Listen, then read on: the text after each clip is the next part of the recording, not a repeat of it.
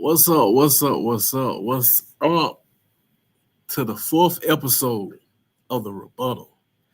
Man, look, if it ain't one thing, dog, it's another, right? That's what old people used to say. And yeah, this Wi-Fi was giving me the blues early, but hey, we here, and it is what it is. We got a different type of episode for y'all today.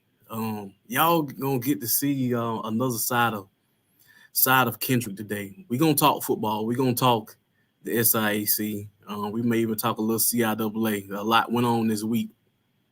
But first, we just gotta pause, man. We got to say rest in peace to Frankie Beverly, man. That's HBCU. That is HBCU culture down. Like anytime. Like I think everybody band played before I let go. So just rest in peace to him and his family. Condolences, and also condolences to Rich Homie Quan's family, right? But jumping right into this week.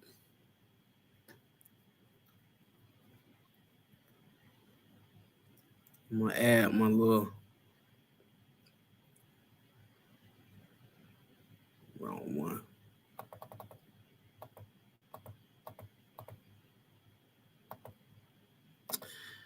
Gotta start with my own people today, right? Gotta start with my own people. Hopefully it loads up. Tuskegee. Tuskegee is celebrating or planning on celebrating our centennial years homecoming. And everybody's talking about it. And I was just sitting there like, what in the world are these people talking about? This is the 99th year. It's not the centennial year for our homecoming game. And the fact that everybody, when I say everybody, that's somebody, is on here talking about it, right?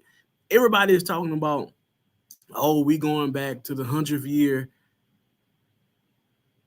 homecoming, the centennial year homecoming. But that ain't it. It's not. And I just want to take a little time today to just dig into like why and how disrespectful it is for people not to check. Me having gone through that history department at Tuskegee, understanding our archives department, understanding everything that we got going on, right? This is not it, dog. This is not it. And for the main reason it's not it, let me go back. There's a book that's in the library that everybody and their mama can check out. You can download it. A lot of schools they don't have anyone that has categorized their history. Tuskegee has someone who has categorized our history. They've categorized our history. They've written our history from the beginning. It is a very extensive history for someone to do it back when this man wrote this history. And he wrote it. He details to us everything that we need to know about Tuskegee athletics. And for us to be getting ready to celebrate or claiming to be celebrating the centennial year is disrespectful to the many historians and the many archivists who have worked really hard to bring us the history of Tuskegee athletics. Because this year is not the centennial year. It is the 99th year of Tuskegee's homecoming.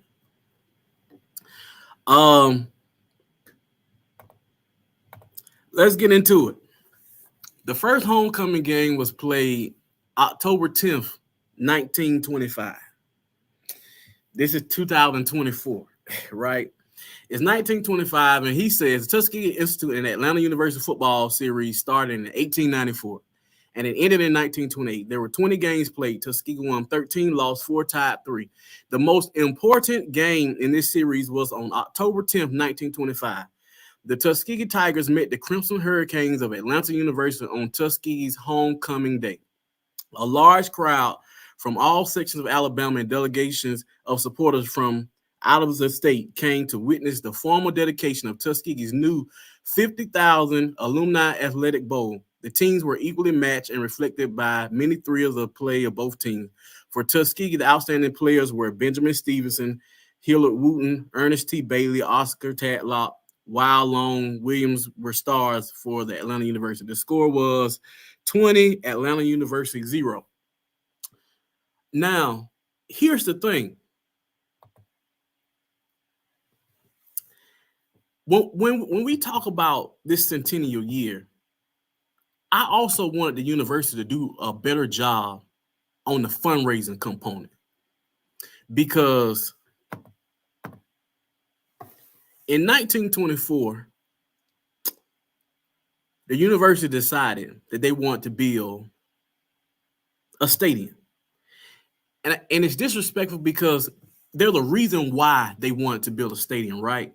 I don't think we get into the history part of like our sports, right? We're talking about people playing at a time in the South where violence against African Americans was at an all-time high. We're talking about a time period where you could literally just be hanged for sneezing. You can be lynched for just walking. Like, you could be lynched for anything. We never take into account of how our teams traveled during this time period. I mean, you talking about a Tuskegee team that's traveling to Texas, traveling to Louisiana, traveling to South Carolina, in these rural areas in the 20s, in the 30s, in the 40s, in the 50s. Like, you're talking about the facing danger.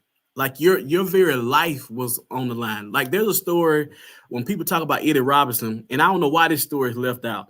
In one of his interviews, he talked about a time that they went through a little town and their bus caught a flat, and they pulled into a bus shop to get the tire fixed, and said, "Hey, that the man came in." And he was like, "Look, y'all better get them black folks. And y'all know the word that I really want to use. Y'all better get them folks out of here, because we don't fix no black folks, no blankety blank tires. You better get these folks out of here." And Eddie Robinson talks in detail about how he had to fix lunches for his teams because there was nowhere for these people to stop. There was nowhere for these people to play. And so you start talking about having games, you start talking about certain places where our schools were hosting these games at became places where violence would erupt. You would read the stories. I mean, Tuskegee, Alabama State is one in particular where they actually tried to bomb a Turkey Day Classic one year. Like, the games were threatened. The violence was very real. And so you start looking at our ancestors and our elders deciding to say, hey, we want a place that's ours, a place that we can play our game and feel safe. And so they got together and they raised this money. You talking about $50,000 in 1925 to build a stadium. And well, 1924, they started building it. The whole year they planned and they fundraised. So in 1925, the stadium was unveiled.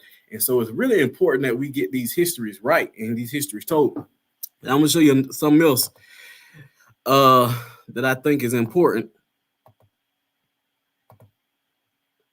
Another reason is because when they would have these games at these public parks, a lot of times black people couldn't even sit comfortably at our own games, right? And this is the history that's missing of why HBCU athletics and sports is so important. You're talking about they had to, at your own game, you had to reserve seats for white people. You had to sit in the corners at your own games. And that's why when we talk about reserve seating, I find it funny. So, like most of the time at our stadium, reserve seating is in the middle. And we say it's for like the people who buy the season tickets. That hasn't always been the case, because originally when we were playing and we didn't have our own stadiums, we had to purposely reserve seats for white people at our games. And so back to the why it's so important to get these histories right is because when we built these stadiums, our ancestors built these stadiums to rid themselves of this kind of problem. I'm trying to run through because we got a guest, and I started late. I definitely don't want to hold his time up. There's one more slide. I hope I put it on here. I don't think I did. But anyway, so back to the whole issue. So Tuskegee decided that they was going to build this stadium. And when they built this stadium, the idea was that it was going to be the synonym of unity. It was to bring the town together. They had all kind of events there. And so it was really big. And the guy in the middle, Durham, he also goes off to be the president of Savannah State, which is why like we don't make these connections when we play these teams. So Savannah State comes here Saturday. And his name won't even be mentioned, but he was instrumental in raising this money for the stadium and going to the alumni and getting this money and raising. So it was really big. It was a really big event. A lot of people came out. I've seen a couple of different estimates. One estimate says that it was about 30,000 people. Another one tells me that it's close to like 40,000 people. That came out. So regardless, in 1925, to get 40,000 people out in Tuskegee, Alabama to travel, that was really big. And so that history is important that we get it right. And I'm not mad or I'm not bashing the university for miscounting. I'm just saying we have a whole history department at Tuskegee University. We have a whole archives department at Tuskegee University that could get this history right. And it's not too late to rectify and then plan and build towards the next year. The next year should be really big. It should be a really big thing. You already bought the logo, the trademark, the logo, all that. You got time to plan, build, make this a really big fundraiser campaign. The 100th year campaign, we should be unveiling a new stadium. It's a lot of things that we should be doing for this 100th year centennial celebration. It's just not this year. And I'm gonna get off that and we're gonna move to some football. I'm finna bring my boy, aka homecoming crasher, to the stage, Mr. Russell. How you doing, sir? What's up, brother? Yeah, man, you had one of them weeks, dog. I see the Central State players. They were they. Ooh, so I'm at Alcorn, and the service on campus is usually pretty bad on game days. So when it finally comes back, I just get all these notifications. Mentioned you in their story. Mentioned you in their story. I said, don't tell me them boys won and won. I said, oh man. Oh man, I'm telling you, dog. Listen, that was a solid game. We'll get into it. We got the man of the hour. We got some would say he's the best quarterback in the SIAC. Well, and by some, it's me. I agree. Okay, and by some, I'm gonna say me. And that's been my position. I think he was robbed this year of even getting second team. Adams got it for Savannah State, and no knock to that man. I think he had a decent season last year, but I'm trying to see what body of work did he put up to beat this man that we're about to bring up. But it is what it is. I don't get a vote in that. But we're gonna bring to the stage the quarterback of Fort Valley State University, Kelvin Durham himself. What's up, man? How y'all doing? Man, you got it. It's your world. Y'all coming off a big time win, beating up on Polk Kentucky State, and I'm gonna say Polk Kentucky State. Oh man, I'm gonna start off and say this. I wanted 50, dog. The whole week I've been saying I wanted 50, but I saw they took you out the game. I said, okay, I get it, but I really wanted y'all to put 50 up on it. Yeah, I was trying to vouch for it, but coach is telling me, gonna have good sportsmanship, So, I just, laid back on it. That's what's up. That's what's up. So look, I actually had had a graphic for you, but this internet was just messing up. So I was looking at the stats. For me, a quarterback stat, what I look at the most, man, is quarterback efficiency, passing efficiency. Right now, you're sitting at fourth in the country. Even though David Wright got a lot of the praise in the first game, you had a solid game in the Clark Atlanta game too. You had a real solid game this week. So just kind of tell me about coming into this season. This is your third year starting, right? Yes, sir. Okay, just kind of walk me into like what was your mindset coming into the season? Coming into the season, last year was kind of rough for me, dealing with injury and with the turnover situation. So I say me and Coach Gibbs, we had a real conversation over the offseason. I asked him, like what are the things I have to do to expand my game? And he was just telling me the biggest thing is, leading more and then protecting the football more. So I just took that into consideration. So before every game, I just play Coach Gibbs' voice in my mind, just protecting the football, but not being not being shy or anything, still taking my shots, but being smart and when I take my shots and who I'm taking my shots with. Definitely. One more thing before I let Russell talk. I think when I really realized the type of arm talent that you had, man. So you see, I'm a Tuskegee guy. When y'all came up last season in the Red Tails Classic, you went out. You went out for a couple series. I think you was a little banged up. You came back in on this last series, and I'm looking at the time. I'm thinking we got the game in the bag, and you drop a 65, 70-yard down, and you get that ball down. And I said, "Whoa, this kid is the real deal." And from then on, I became a fan, dog. And I see your mama. Your mama fight the good fight on these social media streets for you, dog. Like mom a warrior for you. Thanks, of course. I love it. Yeah. So during this era of transfer portal this year, like what was the thing that kept you at Fort Valley? The biggest thing really, I wasn't comfortable leaving the situation how I played last year. I don't think I played up to my standard, and I don't think I had a good enough year for me to lead the school. And also, I want to win the championship at Fort Valley. If me leaving without winning, I feel like I'm just giving up and quitting. So before anything, I want to win. That's the biggest thing. So I'm trying to win. That's what's up. Russell, you with us? Yeah, I am. My brother KD, man. I talked to you after that Clark game, man. I thought you did great. Shit. I mean, let's be real. I think you're the best quarterback in the conference. You got a fan in me after y'all beat us last year. I mean, that's love, bro. Not too many guys able to go down and score in 3 plays the way you did, how y'all beat us. So, I'm Appreciate big fan of yours, man. I've been watching you all season.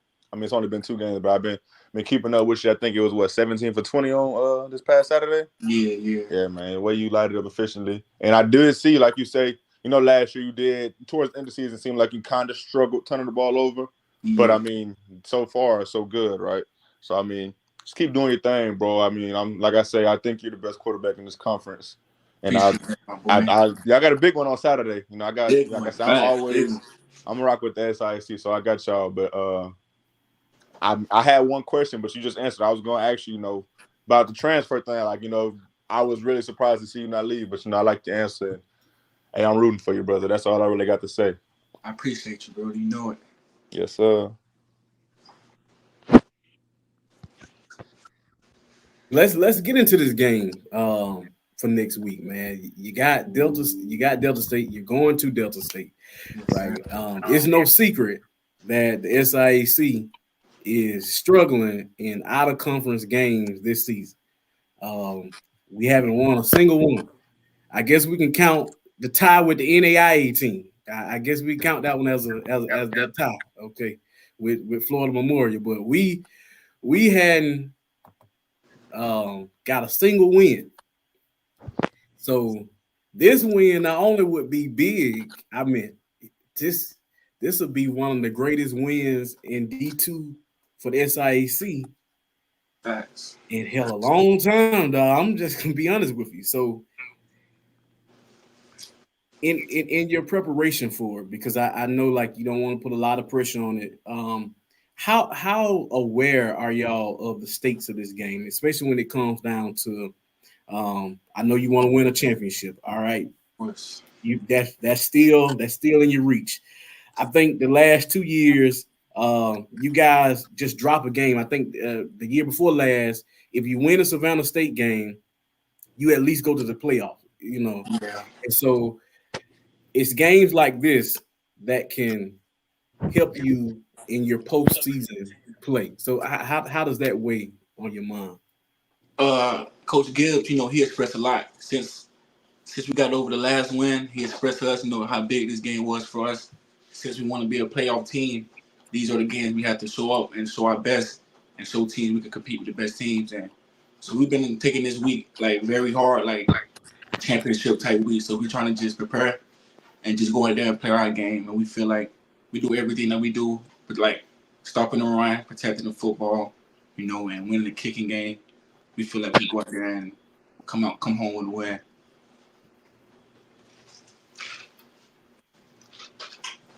Definitely. I've heard Coach Gibbs talk about that Clark Atlanta loss. And when I think of that Clark Atlanta loss, I'm looking at I've heard a lot of different scenarios. So I get to hear it from you. Like y'all came out, y'all jumped 14-0 on them. And it's as if I don't want to say y'all let off the gas. But the game just kind of got away. And then at the end, you still had a chance to win it at the end. And my argument is that anytime Kelvin Durham is on the field, he puts his team in a place to win. After that loss, how did you all go and feeling? Because I think for us and for me, I had y'all picked to be in the conference championship game. Is that like a reality check? Does that game kind of hit you and say, yeah, okay, does it when you get back to practice on that Monday, was everybody locked in? Like how was the mindset after that loss? Yeah, that game was definitely a reality check for us because Clark that's a very good team over there, but we felt like we didn't play the way we should have. So knowing that we didn't play the best game that we could have, and we still had the shot to win the game, that told us that we need to step it up a notch, and all our leaders got to come together and get everybody else on the same page, and just be a player-led team more than anything. And I feel like all the leaders stepped up this week or these past couple weeks and got the rest of the guys together, and we all got back on the same page. And I feel like we're moving like a team now more than just everybody separate. We're all on the same page, so I feel real confident in our team moving forward. Now, y'all got a weapon on in that Fort Valley's offense that every time I turn on film and I look, man, y'all have the most violent tight end on the planet, man. That man, when I tell you, that man levels people. Yeah, facts. I said that. I mean, so just talk about like some like having them. So you got Brandon Marshall. You had I can't think of the receiver name now. His name is escaping me. But And we got a lot of guys. We got a DeJuan Bell, yeah, Torres Anderson, Jamie Hampton, JT Pendleton. I got a lot of guys out there. So really the biggest thing for me is trying to balance it, make sure all my guys touch the ball there. Because we have a lot of guys who can do a lot of good things with the ball in their hands. So that's my main thing, is just being a game manager. Just put the ball in my playmaker's hand and let them do everything. I heard Gil speak on this too. Like, I think his concern coming in was, could that offensive line gel? I think Saturday we saw them play, a lot better than they did in the Clark Atlanta game. How do you feel like, and how do you feel about those guys' process and being locked into the program? I feel like we have a lot of young guys, on the offensive line. So I feel like at first, they were the new lifestyle from high school to college was a bit tough for them to make that transition. So I feel like once they made that transition and understood that that we're counting on them this year to be able to grow up and become men like real fast, I feel like they understood that and they took accountability more and they understand their role on the team. And now we just the sky's the limit for those guys. And I'm just, I'm very proud of those guys for stepping up and being able to come in and play early. Definitely, man. So look, you got a fan in me too until y'all not on the schedule. I hate that y'all not in the Red Tails Classic. I think it's dumb. I don't mind saying that. I catch heat from my own people saying that. I feel like whatever we should have done or could have worked on to help get Fort Valley in the Red Tails Classic, I believe that was one of the greatest games. Now, y'all, you're younger, so you don't remember back in the days. Tuskegee and Fort Valley had a real big time rivalry, and I'm always talking about when we're there. And then we go these little periods where we don't play each other, and I can't stand it because it's one of the biggest games in Division II football when the Tuskegee and the Fort Valley plays. You're not gonna get that size crowd with either one of the schools playing any other team outside of homecoming and maybe one or two other rivalries. So I think that's a game that's needed. And even though I think y'all won 3-1 or 2-1, I don't know how many it was, but I still want to see you guys in that Red Tails Classic. But since y'all not, you got a fan in me until y'all make it to the championship game, because my Tigers making it to the championship game. So if y'all make it, dog, then we for that week, we ain't cool, dog. But you got a fan in me for the rest of the season. I appreciate you, man. I appreciate you. And I appreciate everything you say about me on the platform, I just really appreciate the love you guys showing us, me and my teammates.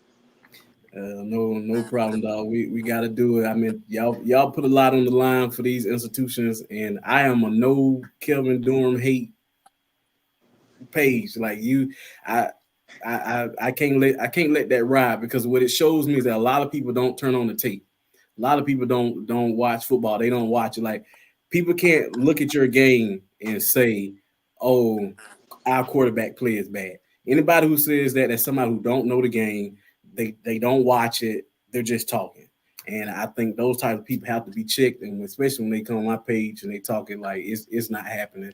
And tell your mom that hey, even when I said I think when Clark went up like 3 scores, and I was like, dang, Clark dragging Fort Valley. Mom was right there in the chat. The lies. Your mom do all the talking for you, man. I love it. I got much respect for your mom and supporting it, and I wish you all the best the rest of this season. Yes, sir. And have a healthy season and show out, man. Put them numbers up and definitely come back and win. I appreciate that a lot, man. Thank you. All right, and I appreciate you for coming on the show, man. Yes, sir. Thanks for having me. All right, that's Kelvin Durham, ladies and gentlemen, the quarterback from Fort Valley State University, the Fort Valley State University. If Randall was on, I'm sure he would have a lot to say about the Fort Valley State University, man. They got a tough one this week, anytime we play those GSC teams, and especially going there in Cleveland, Mississippi. That's gonna be a tough one, but I think they got all the weapons. When you start talking about, sometimes we get bad matchups. Like, we would get a Delta State versus a Lane, or a Delta State versus, like I like when we get one of our better teams. And I'll still say this, dog. Fort Valley is still one of our better teams. And it's like, I know they lost to Clark. I know that.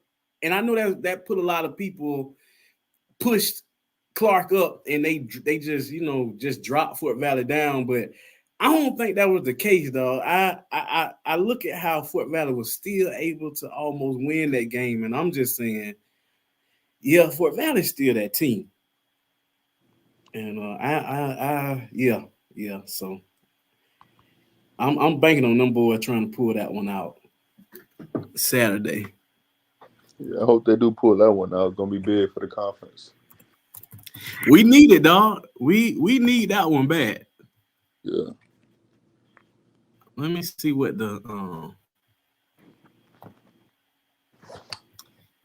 they got the spread as in that game. I'm almost scared to look.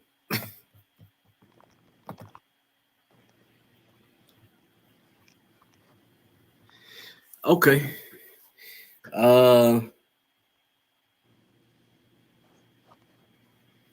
They got it as a 45-10 game. Sheesh. Yeah, they got it at a 45-10 game. I don't, I mean,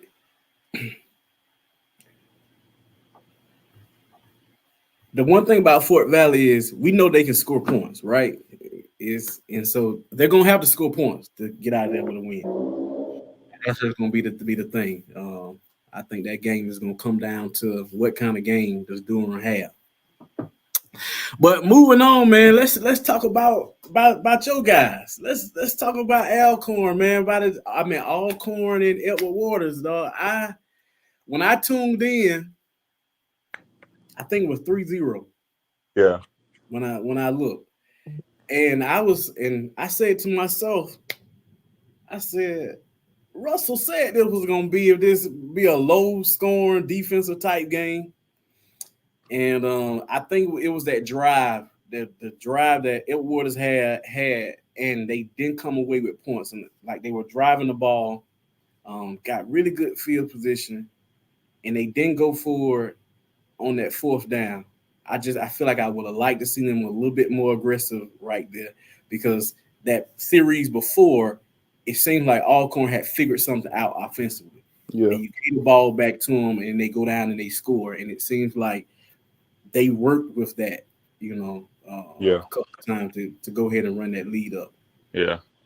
See, my analysis of it was like, being there live. I'll be real, those guys at Alcorn, they were like at a point when it was 3-0 for a big chunk of that first half, they were like, oh snap, these guys might be for real, And I knew it was going to be a point where, we were going to have to score, and we were on the plus side of the 50 a numerous amount of times, man. Like I want to say like 5, but we didn't come away with points. It was one we threw an interception. It was a tight one. The ball went right through. The ball definitely should have been. It was a corner blitz, so it was an alert throw to the receiver, and the ball was floated a little bit, so it could have been more zip on the ball. But ended up getting picked off. Could have been caught as well, so that hurt. We fumbled on a 1-yard line one time. That hurt.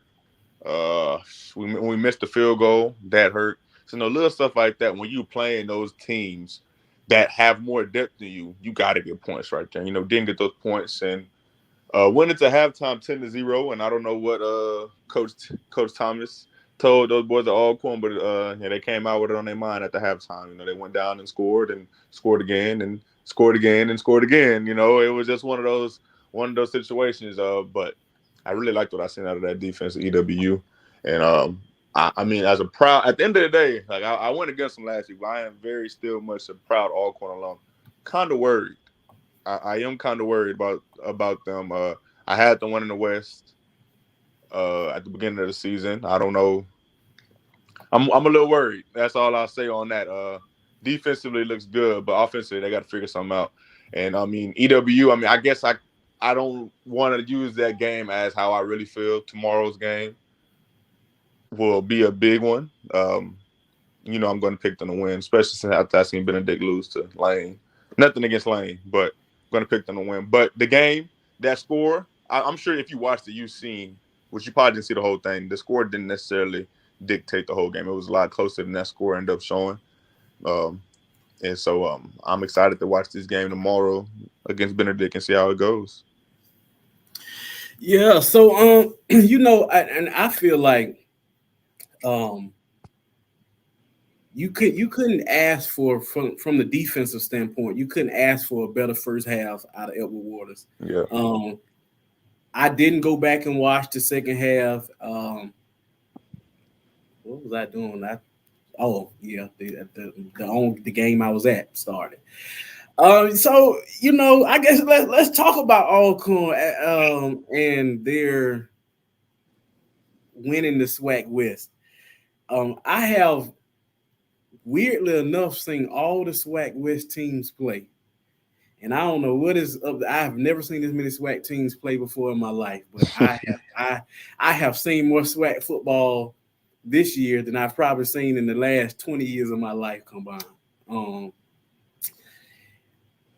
I think all of them have strengths and weaknesses, right? It's hit and miss. I've saw, even when I look at Grambling, I think when I look at the Tuskegee and Grambling game, I'm not sure if Grambling offensive line is going to hold up. Yeah. So when I look at Alcorn's defensive line, I'm looking at, I see them boys kind of be a little bit more athletic. I think that, so I'm looking at some of these position battles. I think a lot of these games in the SWAC West is going to come down to like coaching. It's going to be really tight games. That's going to be like, hey, a 3rd and 2 here, it's going to be coaching that gets the team out of the West, because none of them just blow me away. They all have weapons, right? They weapons, but will they weapons show up? So I don't know. It's who they have. They got McNeese State next, right? Yeah, McNeese on Saturday. Yeah, I mean, and we saw McNeese struggle with Southern. Yeah. Yeah. So I don't know. I think that's gonna be one of those ones that one of those things that we'll have to see. But to the Edward Waters and Benedict, I'm perplexed. And the reason why I'm perplexed is because I saw Benedict. I saw them when they played Virginia State. I've kind of watched them play this play lane, and I don't want to say I was surprised at Lane, but I don't think that the game, them playing Jackson State, wasn't a good measuring stick to see what they had, because I knew Ike Brown was back and he had a day. Yeah. Ike Brown had a day against Benedict, and I was like, Lane looked good, man. And they're one of those teams. They kind of have me scared. Now, our Miles friends ain't here tonight, but they kind of got me a little nervous for the Bears. Because that Lane team, man, they don't give up. They refuse to give up. But they look good against Benedict, which brings me to the game with Edward Waters and Benedict. It's almost as if Edward Waters cannot afford to get off to. They got these slow starts, man, got to stop. Yeah. Yeah. Because you must.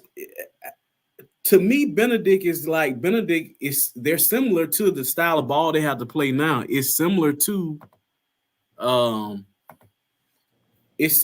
what the type of ball that Lane plays. Because Benedict, we looking at chair. Of course, this is not Chennis Bears Benedict. This is a Benedict that, they're still trying to find an identity, but the quarterback, he don't mind running around back there and tossing the ball off a little bit. And so a play here, a busted play there, you might look down and you down 2 or 3 scores before you get going. Because we know once Edward Waters gets going, man, it gets going. Yeah. But I don't know. I think this is a big question mark for the conference, man. Question mark. I just agree. think across the board, I have no idea what to think of these teams. I think it's wide open. Like I said, coming into the season, I had Miles in Fort Valley. I don't see Fort Valley choking no more the rest of this season. I'm gonna be completely honest with you. I don't have them boys choking. Yeah. Nah, I agree with you. I think this game is it's it's gonna be a real test. Like I guess it's more so like if Edward Waters go and handle business, okay, now it just brings more question marks. Like, okay, now how good is Lane really? Or if Benedict goes and handle business tomorrow, okay, maybe Lane is the real deal, right? So I think this game tomorrow is, like you said, it's a big statement to the conference because I mean, at the end of the day, Benedict only 0-1 in the conference, so they still very much alive. And us at Edward Waters, we're 1-0. So I think going 2-0 would really help. I mean, when I talked to those guys after the game on Saturday, they told me like they knew they had a quick turnaround, right? Like from Saturday in Mississippi, they had to travel back to Jacksonville, then had to travel to Columbia on Wednesday. Like that's a quick turnaround, but they had already had a beat on Benedict. Started watching film that Saturday on a bus. So I mean, I think it's gonna be a big one, but I mean, I don't really know what to make of Benedict right now. I watched them against that Virginia State game, and they did look pretty good, but I didn't get a chance to watch that Lane game, so I'm not too sure. Tomorrow will be my first full game watching them, but I mean, just that defense, man. I mean, the defense of Edward Waters, I like us, and a lot, and every game we're gonna be in, I like us in. As long like you said, the slow starts, they got to cut that out. I don't know. I mean, I was a part of the slow starts. I don't know why we do it, but we do. So as long as we come out, and I'm not saying we got to, the energy we have in the third quarter, I ain't saying we got to have it in the first, but we can't wait until the third quarter to be 100%. We got to come out firing. So I think it'll be a really, really big game, and I think the whole conference is going to be watching because we all want to know how good is Edward Waters, how good is Benedict. And I think it's going to be a big one. I mean, it's the ESPNU game, so it's going to be more than just the conference watching. There's going to be a lot of other eyes on it. So I'm looking forward to it, and I'm rocking with E-Dub. Yeah, I'm planning on doing a watch party if my Wi-Fi acts right for the game tomorrow. Just to have a little conversation around the game. I agree with is that game can either. I think either way that game is going to bold. It's going to make more questions. Whoever wins.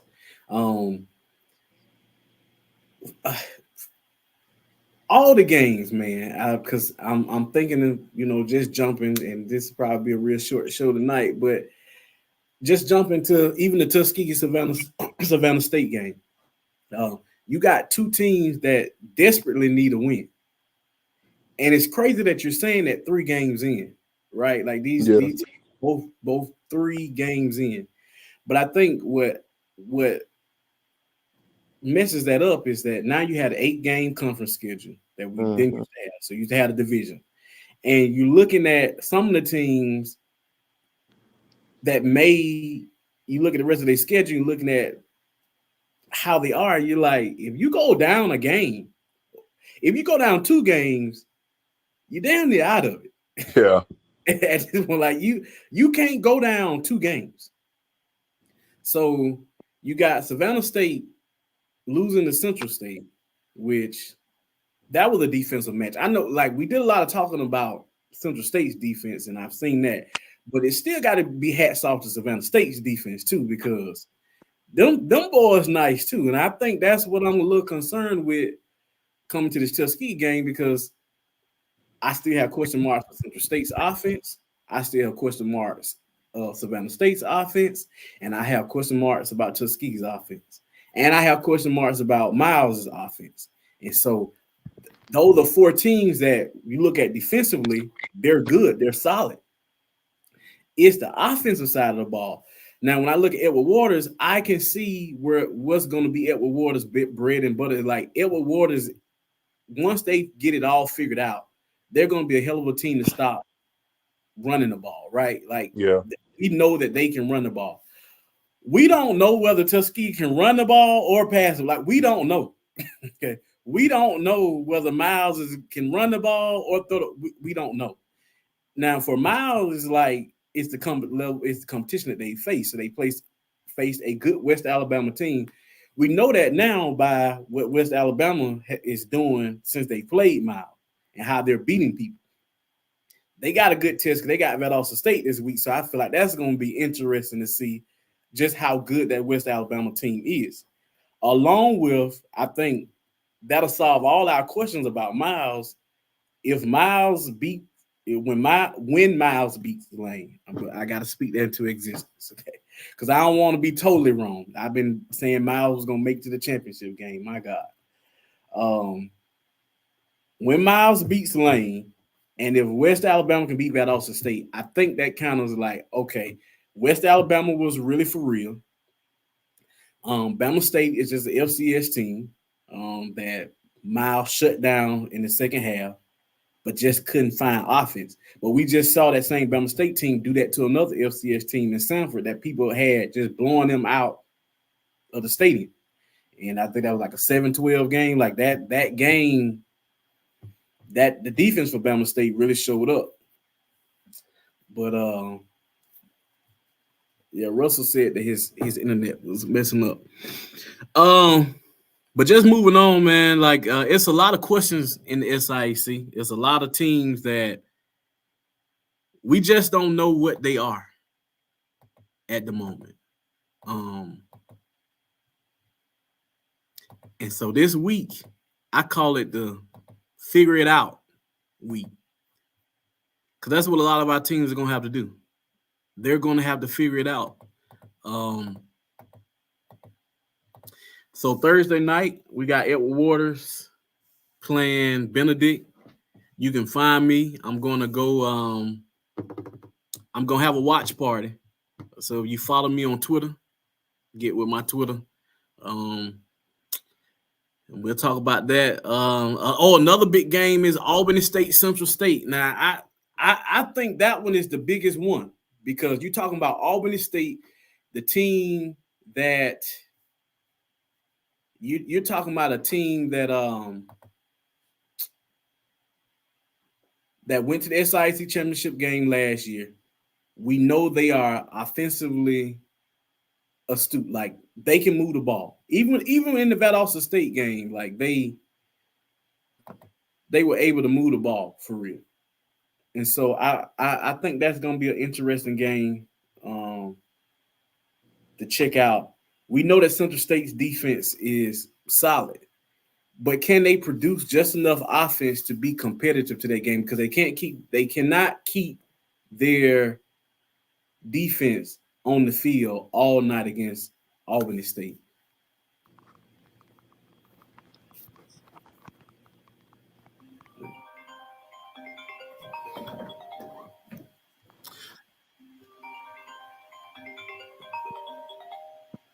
I think you back up with us. Yeah, my fault. My connection that went out for a second. You good? I think it's a talking about Albany State and Central State right now. Yeah. Be a good one. After what I saw, yeah, it's gonna be a good one. Yeah. I think Central State they still got to figure it out on offense. The defense won't be as tough as Central State's defense. Well, I think Albany State's defense is a work in progress, to be honest with you. So I think it gets a little because Central State was able to inch out that win against Savannah State. I think it's a little easier against Albany State. But as Damien would say, defense travels. So this game being in New York, Central State's defense should definitely show up. We saw them in a big time game last year, Mississippi Valley in Chicago. Yeah, they got the win. Yeah, they got the win. You know, I think what you said, them boys were going 0-6. If they win Saturday, they might put you on their board. They win Saturday. They real contenders. Oh yeah, I like Albany. I like Albany State. My top coming in, of course. You know, things change as the season goes, but my top 4 coming in was Albany State, Fort Valley, Tuskegee, and Edward Waters. So They win on Saturday. You know, my whole attitude and mindset on them boys is gonna change. So I'm looking for. You know, I'm rocking. I got Albany State winning, but if they do win on Saturday, that'll be something. Yeah, man. I think if Central State wins Saturday, they're definitely contenders. But to me, they're front runners. Yeah. Because that means they've won they've won the two on the front end that was questionable, right? Mm-hmm. The Savannah State game, but I gave them the Savannah State game. I felt like they was going to win that one. This Albany State game was what was going to be questionable to me. But if they're able to get past Albany State, and depending on how that Savannah State Tuskegee game goes, yeah, you know, I mean, you get past that, then you're talking about you're getting past like the three best defenses in the conference outside of the Miles' defense. Yeah. And then you meet a Clark Atlanta that's defense is questionable. Yeah, at best. at best, dog. But yeah, man, they look solid. I'm throwing that Grand Valley State game out of my head. What happened to them in the Grand Valley State game was just, it was atrocious. But I think, like coaches say, is a good measuring stick for them. And I think them boys were happy to get back to be in the conference. I think they were really happy to be in conference play, man, because everything I saw was like, yeah, we took it on the chin out of conference, but we come to whoop ass and in conference play. So I expect that game to be physical because, and I hope Albany State gets this. When it comes down to certain programs like Albany State and Tuskegee, man, them coaches and people know if they beat you, you're beating what some people call the standard in the conference. Like you beat Albany State, like, okay, we're for real. Yeah. And so you look at Central State and look at what they did last year, and it's like, okay, they was in a dog fight with a lot of these teams that they lost to. Then they get on the little 4-game winning streak towards the end of the season. Now they back on it, man. I like them a lot. I'm actually riding with Central State in this game, though. Ooh. Yeah, I got Central. I got Central State getting this one. And I agree with you. When you beat Albany State, you're like, oh, like that might be as true as it gets. Last year at Waters, when we beat Tuskegee and Albany State in back-to-back weeks, and we got to practice on Monday, like, okay, maybe we are that good. Like we had been on a win streak, but we were like, okay, we just beat these two teams, like the Blue Bloods of the conference. Maybe we are that good. So I said it to say, if Central State can go to New York and get that win, I think morale means a lot to a team, right? When you go in knowing that we really have we have a chance to be that means a lot. So if they can go to New York and win, yeah, like you said, they will be front runners, but I mean that's big. So I don't know if I still like. I think Albany State's offense is just too high powered. That quarterback seems like he got it going. He definitely seems like he got it going right now. I mean, that Shaw game just made. I don't know. I really like what I saw out of him. So that offense is. Defense wins championships, but offense wins regular season games. So I think I'm gonna go. I know I'm gonna go Albany State, but and I know if I get the notifications on Instagram again, I know that means Albany State didn't win, But I think I'm gonna go Albany State this game. Yeah, man. They gonna say you doubted them again, dog. Yeah. You might be their motivation, man. You never know. You might be their motivation. Let me put this up here so we can go through these, and then we'll get off here.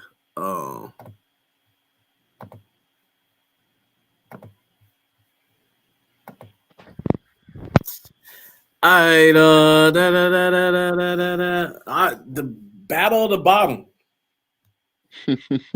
That Kentucky State Morehouse. Now, I'm gonna be honest with you, dog. Like, there's a couple people don't agree with this opinion that I have about Kentucky State, which is fine. It's fine. This is what this is. This is about perspective, and everybody has their right to their perspective. I personally expected more out of that defense for Kentucky State, and I'm gonna keep on saying, Yeah. You can't have that many 5-year guys and alignment is bad. Like, it's a lot of things that's just now. Wait a minute. this is bad. Like, this is not like when I think of Morehouse. Yes, Morehouse has not lost the game, but if you look at Morehouse and you look at Morehouse's fundamentals and you look at how they're playing, they're being coached. Okay, they're trying. They have moments where they look good. It was some moments in that Howard Morehouse game that Morehouse looked like a legit team. The quarterback for Morehouse, when he finally pulls it together, it's gonna be hell to beat Morehouse if they can keep him to stay. Yeah. But it made some passes that I'm like, okay, yeah. I hate we gotta see them mid-season. And that's what I hate about Morehouse, the Morehouse Tuskegee game, is everybody else will beat up on Morehouse for the first 5 or 6 games of the season. Then we get them that 6th, 7th game, and they play us like they the champions of the world, dog. Like they come in there like it was a year they were 0-5. The last year Coach Slater was there. We get to the stadium. I tell my dad, I said, we're going to lose this game. He was like, boy, we ain't finna lose this game. What are you talking about? I said, we finna look at them boys. Them boys like they're having fun. We about to lose this game. They came, man. They knocked our heads. And we got back in the car. My dad like, man, you said they were gonna win. I said, man, look, they were too loose out there. I could just their whole energy about that game was like, hey, we got nothing on the line. So let's go. And them boys strapped up and they took it to us on that game. But this game, I didn't have Morehouse winning a game. I really thought Morehouse was going to go through the season winless. I got Morehouse winning this game. Yeah. I'll be real, man. I don't know. I don't know. I really don't know. I mean, I guess you could flip a coin. Morehouse has looked better than Kentucky State. That Howard game, they did show some glimpses, and like you said, that quarterback he looked okay. I seen potential in him, but sometimes I see potential in guys, and like that quarterback at Tuskegee, the one from last year, number 9. I thought he would end up like after that game we played them. He like the way he didn't take care of the ball. He is probably a big reason why we won that game. But just what I seen, that the ability of him, I like this kid's going to be good. And then as the season went on, he played a couple more games, and I'm like, okay, maybe not. So sometimes it takes a lot to just really come together and put it all together. But the quarterback at Morehouse does look like he has what it takes. Now, will he put that together? I'm not sure. Right. So I don't know all the way, but Kentucky State hasn't looked good, man. And I expect them more. I mean, Kentucky State is the only team in the conference I never played against, and I expect them more, man. I know I've seen guys say they're in a rebuild, but I mean, first year to rebuild, first 2 games, okay, but no, this is year 2. You shouldn't be losing the way that they're losing. So I think I'm gonna go Morehouse as well. Yeah, Kentucky State shouldn't be losing the way they're losing, unless they have some changes from last Saturday. Now, granted, Fort Valley is a very good explosive team, but like I don't think Fort Valley's defense is that strong right now. So the fact they weren't able to just get anything going, that wasn't that they don't look good at all. They might not win a game. So I'm gonna go with Morehouse this Saturday. Yeah, because we know this is not, that Fort Valley defense is not the Fort Valley defense that it's not last year's Fort Valley defense at all. But like you said, I feel like Kentucky State could have at least scored or even had like the possibility like to threaten to score for the people who talk about the rebuild in Kentucky State, I had a real interesting conversation with All Script, and I had with some of the guys in the SIAC talk, because a lot of the conversation around rebuilds, dog, is a lot of theory, but it ain't backed by data.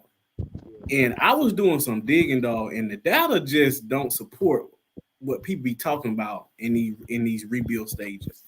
Now I'm gonna tell you, there was a coach that got to Kentucky State. His name was Charlie Jackson. I think he got there in 19. The year before, Kentucky State went 0-10. I think the year before that 17 year, I think they won 2 games. Bruh came in there his first year, won 7 games, and beat Jackson State that year. Totally changing the offense around to this run-heavy offense. I mean, Kentucky State looked nothing like they had looked in years prior to when that guy got the team. And it was like an immediate impact. Yeah. Not all coaches going to have an immediate impact. Some, I guess changing back over, all right? He told us that he was going to run a triple option air raid. I didn't know what the hell that was when he said it. I still don't know what it is. And maybe that's the problem, that nobody knows what it is. I think he's a good dude. I like him personally. He came on the show. I think he has a lot. His personality is he has one of those likable personalities. I think they just got to do some soul searching at Kentucky State, because they don't look good. And when we start talking about a rebuild, normally you talk about rebuild with young guys. This is a rebuild. These are old guys, dog. Yeah. These are these are guys on their 5th year. They should not be looking like this. They should not be losing this bad. And I think it's something that's missing up there right now. And I think this very young team, and I think this is going to be telling this Saturday. Morehouse is playing a bunch of true freshmen. If these true freshmen, dog, beat this team, Kentucky State, they won't win a game this year. This is probably the only game that they have a possibility of winning. But right now, I'm riding with Morehouse, because I just have not seen anything out of Kentucky State to tell me. And they got some guys, like they got Markel Cotton, the wide receiver, like dog, he's a beast. But you can be a beast all you want to, you can't get the ball to him. Yeah. So I don't know. I that's one of the teams that they stress me out. Lane and Miles, dog. Sheesh. I didn't want to over-exaggerate. I watched Lane against Jackson State, and they did not look bad. Okay, like they went out there and they looked like a decent Division II team that did what they had to do against a Division I FCS opponent. But I didn't want to read too much into that, right? I was just like, okay, maybe. Then they're going to be Benedict, and it's like, okay, their offense looked good. They could score points. And, I know the weapons they have on the offense. Like, I've played against this. I've watched it personally. They have the preseason player of the year at running back. They have a really good receiver. I mean, they have it. So, Miles, I don't know if they can score yet. They're having a hard time right now on offense. I think I'm gonna have to go with Lane, man. I think I'm about to go with Lane. So I go back to last year. Miles and Lane played first game of the season last year. I remember seeing the score, when you go to play in Lane, so it ain't no stats, it ain't no nothing, just got to have word of mouth. So one of the guys that was up there, they were telling me the score. I think Miles jumped out maybe like 20-something to 0 on Lane. I'm like, oh, okay, it's over. Yeah, Miles is for real. Everything I heard about them coming into the season was for real. Then the final score comes out, dog, and I was like 30-something. I said, whoa. Whoa. What the hell happened there? And I think, Klein Peter said on here, like Miles, they never stop fighting. And they got their coach's spirit. know you ever had a conversation with Brown, with Coach Brown. He's Louisiana through and through. Yeah. And them Louisiana folks, dog, they got a certain energy about themselves that's really interesting. So he has that, and his teams kind of had that feisty, whatever, back against the wall. You got to come see us type of attitude about themselves. And not only the running back that they had in Collin, but when they got Ike Brown back, just like how Ja posted, that's a two-headed monster. So the year before, when Ike was in the conference, I think did Ike get 1,000 yards, or was he a couple yards short? He was a couple yards short, but he's definitely one of them backs that's hard to take down. So we'll see. I think Miles' saving grace is their defense, but the defense cannot afford to what happened at Bama State, right? I think if I'm Lane, I'm looking at that Bama State game and looking how Bama State was able to run the ball in the first half against them, and I'm looking at that and I'm taking that into consideration. And if Miles' defense can't afford to come out and be flat to start that game, they got to come out locked down at the beginning, because a touchdown, if the team scores a touchdown, your offense has not proven to me that you can win that game, right? I don't know. If it's low scoring, I give it to Miles. I want Miles to win, but my spirit telling me to take Lane in this game. That's rough, dog. Yeah. So I don't know. By the time I put my picks in the thing, it might be different. But right now, I think I'm going with Lane, but I'm rooting for Miles. Yeah. There we go. Oh man, Clark, Atlanta, and Bethune-Cookman. I think Clark can compete. I have not. I'll be real with you. I have not watched much SWAC. I don't know. Like I was big on SWAC, but I've been watching a lot of SIAC football this year.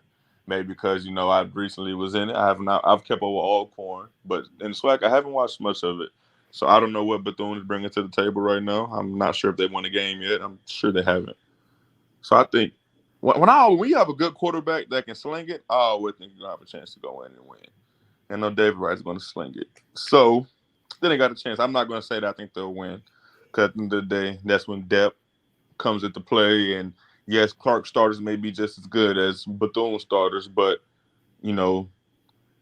Clark may have 6 guys that are better than 6 guys on Bethune, but Bethune has, out of those 22 starters, Bethune has 14 other starters, or that are better. So I'm gonna roll with the Bethune, but I think it'll be very close. And I like David Wright to go out there and light it up.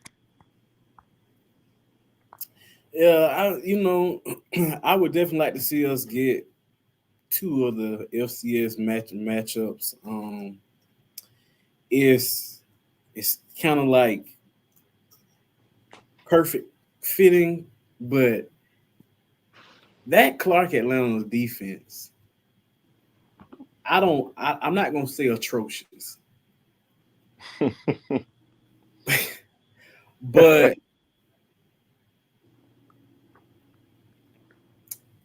it's a project. Yeah. And of course, about Florida Memorial.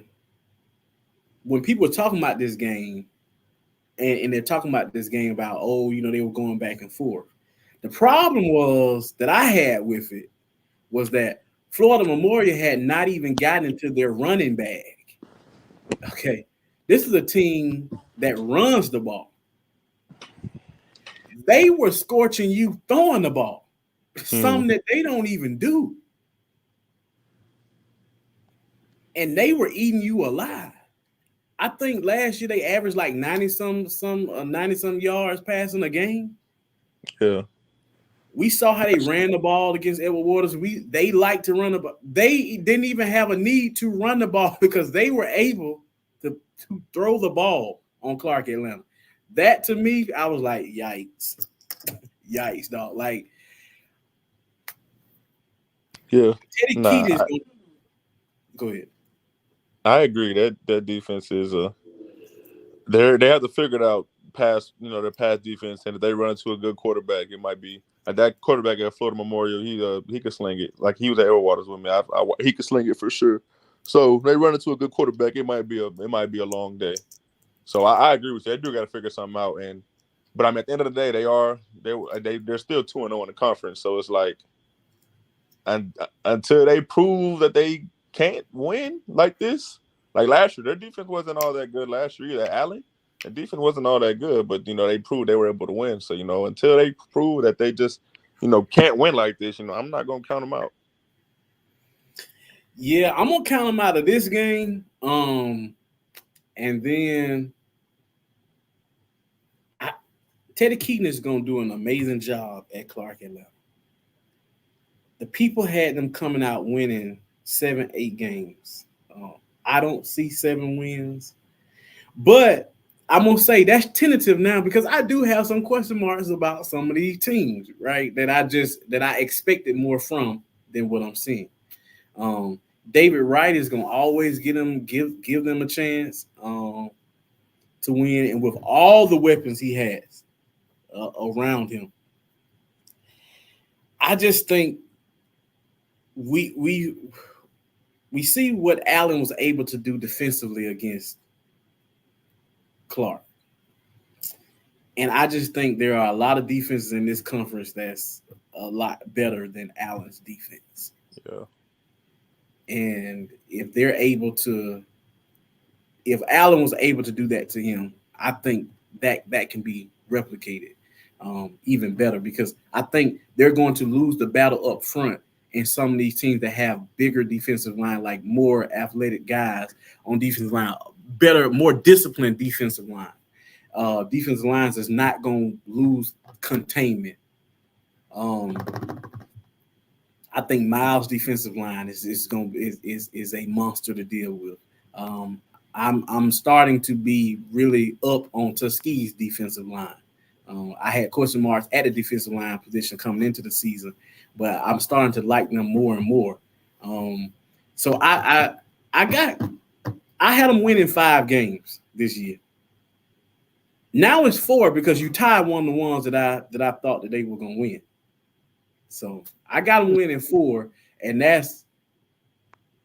didn't win a game last year, so they should almost build a damn monument for Teddy Keaton if they win 4 games, because I don't know when the last time they won 4 games in a season. So, yeah. But, they may get to 500. Randall tells me that they're going to win 7 games, but it is what it is. They might end up in the championship, huh? Now, if Clark Atlanta, I'm going to say this, and I'm going to cut this clip, and I'm going to put this out here so Teddy Keaton can use it. If Clark Atlanta wins the SIAC championship, I'm going to give a little piece of money to Clark. And I'm going to walk around with a Clark Atlanta. I'm going to wear Clark Atlanta until somebody else beats them. Like, I'm going to buy some Clark Atlanta gear, and I'm going to walk around in Clark gear. Because if they make it to the championship game, dog, I'm going to really have some problem with some coaches in this conference. I don't think Clark, do they play for Valley? Oh, duh. They play for Valley first game. Yeah, yikes. Well, you might be right. I don't see it, but all I say is I think they got a shot, man. That's just the way the conference is. I looked at their schedule, and it doesn't look too rigorous. Like I know you're saying you only got to win the 4 more games, but they played Morehouse last week. They're gonna, they're gonna take care of business there. I don't know, man. But you know what? I'm gonna say this, dog. That Morehouse game has been an Achilles heel for Clark Atlanta. I don't know why. I have no idea why. I think the last 2 or 3 years, both of them have been winless going into that game. Yeah. I don't know why, but you know what? It's one of those rivalry games. That they can't stand each other. Yeah, that's gonna be interesting. So I think a lot is gonna come out can they come out of this game Saturday healthy? This Bethune-Cookman game. Yeah. If they come out of that healthy, depending upon Lane and Miles, man, we gonna see. I think every game on their schedule is good. I had them beating the Lane and losing to Savannah State. I just don't think Savannah State can score on anybody. So gotta make some changes up there. Yeah, so I'm switching. I got them winning the Savannah State game. It's this. I'm concerned about this Lane game because in my mind I saw Benedict, right? I saw Benedict. I saw pieces of the Benedict Lane game. That Lane team is not bad. They're not bad, and it's at Lane too. See, Clark Atlanta been on this road tour, man. This is a road tour. Miami, Daytona Beach, then Memphis. They've been on the road. Yeah. So that one gonna be interesting. But that's all for this week. Who you got in this Savannah State Tuskegee game? You know, I'm rocking with y'all, but I really do like Savannah State's defense, though. I really, really do like their defense, and I just think after a while, defense feeds off of offense. So I mean, if your offense just isn't producing, it's like at a point y'all are going to be like, they're just going to not give up, but you know they're not going to be able to produce as much. And I think y'all's offense is better than their defense. I liked y'all against Grambling. I liked the fight y'all had against Grambling. That was on the game. I didn't watch the first game. I watched the Grambling game, and I did like y'all's fight. So I think I don't know. I had y'all playing in a championship game. Coming in, I don't know. It hasn't looked too good yet, but this is y'all's first conference game, right? Yeah. I think I'm gonna go with y'all until Savannah State can show that they can score more than a touchdown. I think I'm gonna go with y'all. Yeah, that one gonna be interesting. I'm getting on the road real early to make it in time to see that one. Because I want to see that one with my own two eyes. And just to see what Tuskegee is. But like I said, like this week gonna determine a whole lot. Not much movement going on in the conference. You know, the gotta see it's the gotta have it. We gotta wait and see. I think we'll learn a lot, have a lot more to talk about next week, as you know, the characteristics of these teams, because it might be time for some of these teams to hit the panic button after next week. I think if Savannah State drops that one to Tuskegee, it might be panic button time for them. I think it was already time for Kentucky State to hit the panic button, but if they lose to Morehouse, it's panic button time for them because the season only gets longer for them. I don't know. I ain't gonna say. I tell you what, it's gonna be some people panicking if Central State beat Albany State. I can see some of the Ram fans, you know, like, wait, is this season gonna get away from us? Yeah, that alumni will. Yeah. I just think it's this until you get that second conference loss. You know, I don't think it's no need to panic. Like when you get that first one, just the way the conference is, now that it's like when it was sides, like to the East and the West, if you lost one on the East while being on the East, you know, all right, we need this team to lose twice now. But now that it's just the top two, is like, you know, how it plays. It's so wacky in the conference. You know, you never know week in and week out. So just because you lose a game doesn't mean you're out of it. So until you get that second loss, I don't think it's no need to panic. Now, even once you have a second loss, you still have a chance, right? Like last year, Albany State had 2 losses and still made the conference championship. So I wouldn't. Thanks a lot, Miles. I wouldn't panic if they lose this week, but it will like start to raise some eyebrows. Like now we're playing with our back against the wall, and right, you know what? Albany State would never expects to lose to a Central State. So I can see what you mean by panic, but I don't think they should. But no, I understand. Yeah, that's one thing. Albany State was one of the schools that did not originally want Central State into the conference when they got ready to add Central State. So that's a little added Albany State does not want to lose to Central State at all. I promise you. I never knew that. Yeah, their old coach Mike White. He had an interesting argument. When Central State came to the conference, we also Payne had started their football team back. Stillman had a football team. Lamont was starting their football team back, and so that's even how we got the divisions anyway. And like, so when Edward Waters came, the divisions looked weird because Stillman had dropped football and had dropped down the division, and then Payne backed out and Lamont backed out. And so, which is kind of what opened the door for Edward Waters to rejoin the conference and for Allen to come back. But it was interesting. Those days were interesting. At that time, we had an 8-game conference scheduled in, but it wasn't nobody to talk about but Tuskegee, Albany State, and Fort Valley on a good year. Then Miles came, and then y'all came, and now here we are. Yeah, the division. My first year ever was I did not get the divisions at all because I felt like the two best teams in 22 was Benedict and Albany State. So the fact that they played against Tuskegee, I was like, in the championship game, I was like, I don't. But I just the fact that it was like 5 teams on the West at the time, maybe 6. Yeah.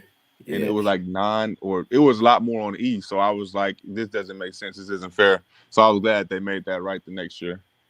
Yeah. They couldn't get it right because nobody wanted to move to the other side because nobody wanted those long trips to Central State and Kentucky State. Because you got Lane, Kentucky State, Central State. So those like long trips for people. And nobody wanted to be on the side to make those long trips like that year after year. But man, listen, we're gonna put our picks in. Hopefully, get them on the thing, and I look forward for your acts to go off. When you win, they ain't gonna say nothing. When you right, they ain't gonna say nothing. But when you lose, when you wrong, dog, they gonna tear you up. You got a lot to say.